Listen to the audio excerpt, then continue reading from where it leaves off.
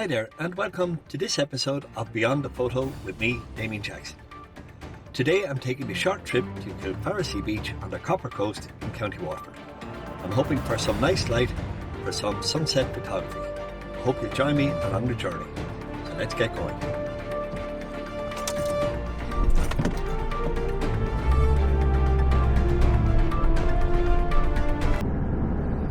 One of the most direct routes to get to Kilfarrassy from the east or northern side of the country is actually to come into Tramore and then turn up the ring road and out towards the golf club.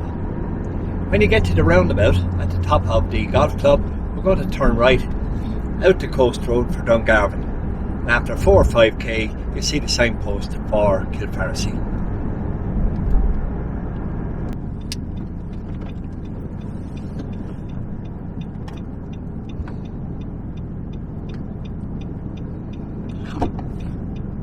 So this is the start of the Copper Coast, and within a few kilometres you have Garrus, Kilfarrassy, Anstown, Benvoy, Stage Cove, Bunman and of course Ballydewan. If you wish you can continue further on up the coast to Stradbally, Ballyvourney and eventually into Dungarvan.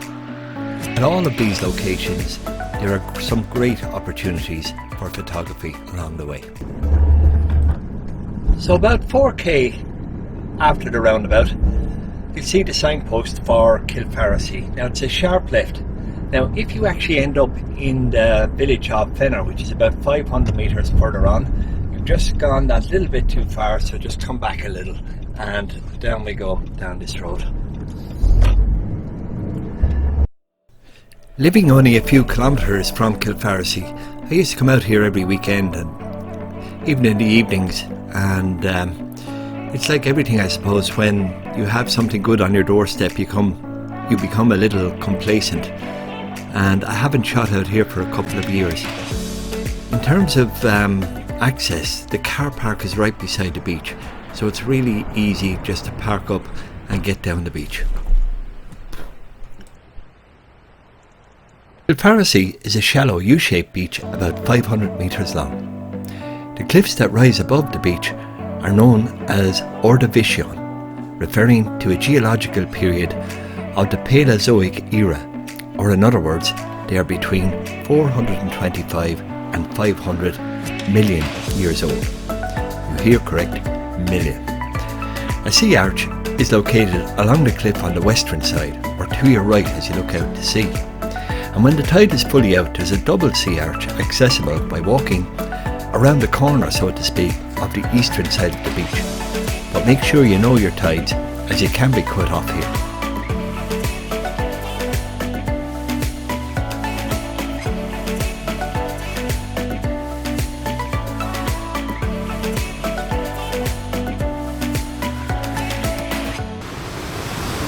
I'm making my way down towards the eastern end of the beach. As always with seascape photography, wellies are an essential item.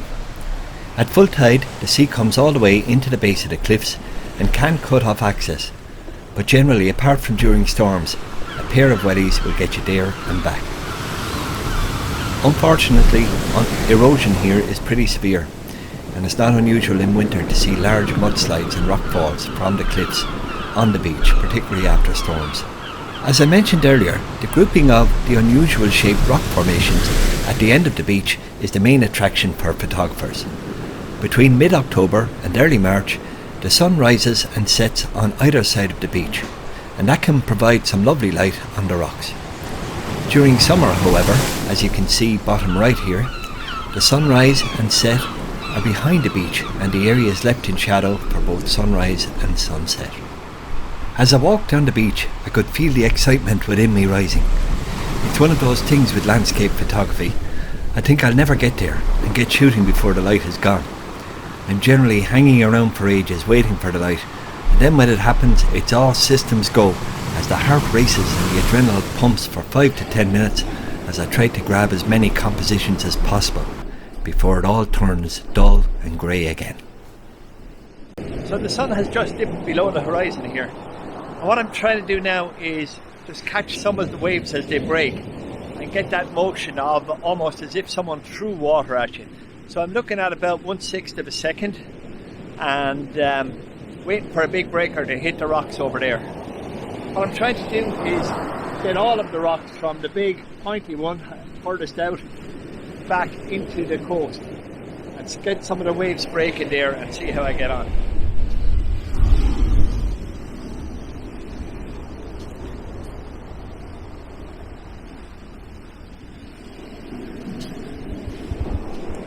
It's so rare here that you get all the elements coming together. You know, you have the rough seas, it's normally misty and stormy and grey skies, etc. But today we have the rough seas. It's actually not too windy, just a heavy swell on the sea. And in addition to that then you have fabulous colour in the sky. So look, hopefully I'm on a winner and I'll get a few shots from here.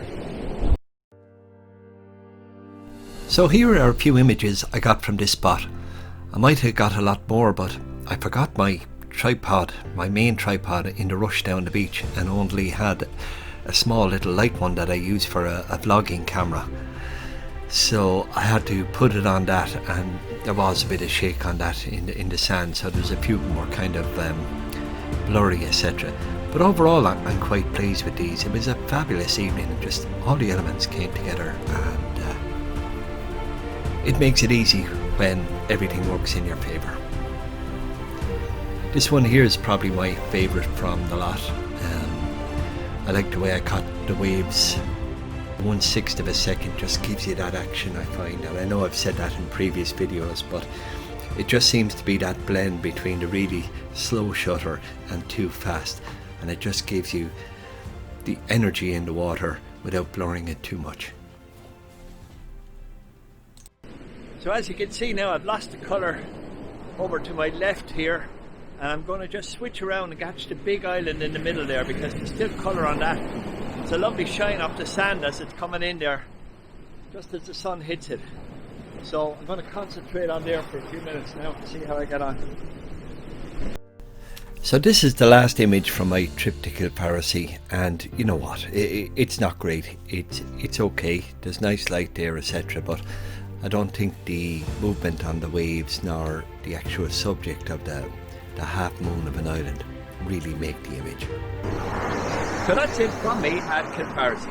Thank you very much for watching. I hope you enjoyed the video, and if you did, please leave a like or a comment below.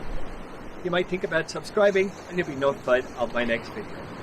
So until then, stay safe and bye for now.